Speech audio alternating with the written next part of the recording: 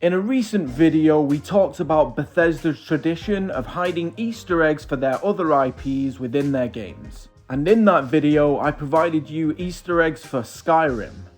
But what about Bethesda's other blockbuster IP that is recently in the limelight and attracting more and more players every day? This is All Out Gamer, I'm Echo, and here are 5 Fallout Easter eggs in Starfield.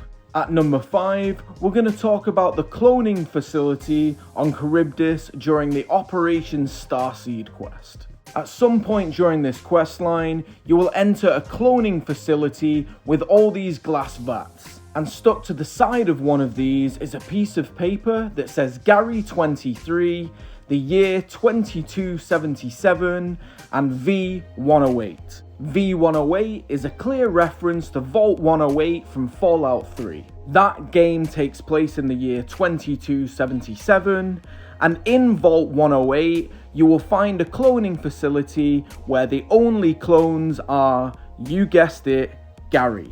In Fallout 3, only one of the Garys was sane by the end, so it's good to see that their legacy lives on in another universe. Interestingly though, the sane Gary is not Gary 23. At number 4, we have a well-hidden, hard-to-spot note within the cockpit of a Deimos Gladius II.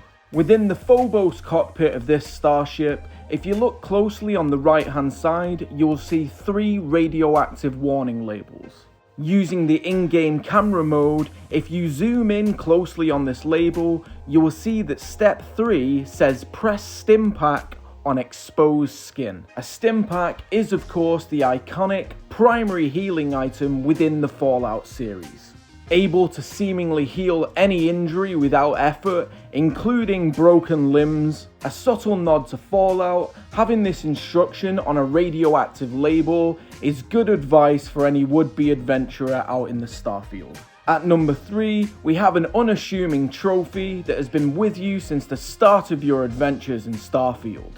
On board the Frontier, if you head towards where your bed would be and look just above, you will see a baseball trophy. Using camera mode once again, you can zoom in on the plaque of this trophy and see that the inscription reads that it is from the playoffs in Old Earth, Boston. Anybody that has played Fallout 4 will know that Fenway Park, the Boston baseball stadium, is the main city and hub for that game.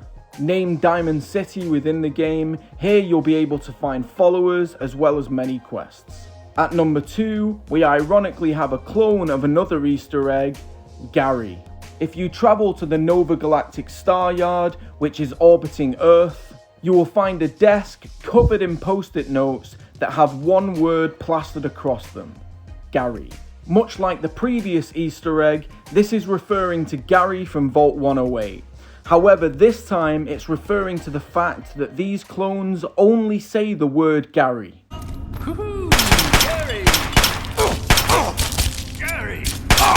A clone of Gary leaving himself reminders that simply say Gary is the most Bethesda Easter egg I can imagine.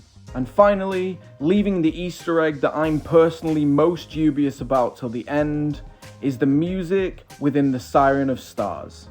A location you will go to during the Crimson Fleet questline, the Siren of Stars is a luxury cruise liner for the rich and famous. And in the section where all the guests are having a lavish party, there is some music playing that if you listen for long enough, you might recognize. It seems to be a slowed down piano version of the opening theme from Fallout 4.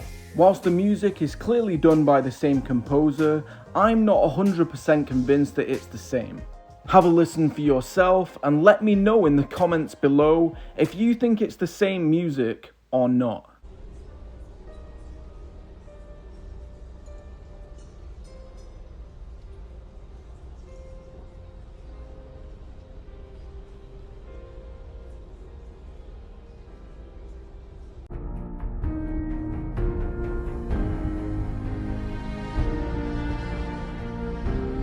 And that's it, my friends.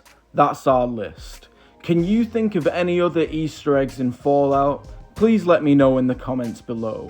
Like and subscribe. I'll see you in the next video. And if you're playing it, Good luck in Fallout 4.